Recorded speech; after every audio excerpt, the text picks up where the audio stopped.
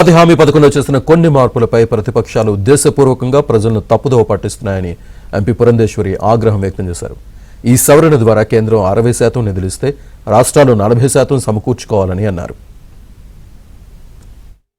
చేసేటువంటి విజ్ఞప్తి ఏమిటంటే అపోజిషన్ నేతలు ఏదైతే వారు అపవాదులు మా మీద దుష్ప్రచారం చేస్తున్నారు వాటిని నమ్మొద్దు.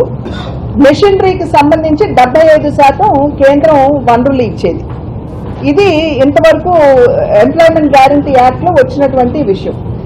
ఇప్పుడు కేంద్రం ఏమన్నదంటే 60-40 60% 100 రూపాయలు ఖర్చు అయితే 60 రూపాయలు కేంద్రం భరిస్తుంది, 40 రూపాయలు రాష్ట్రాలు భరించుకోవాలి అని చెప్పి తీసుకుని వచ్చారు.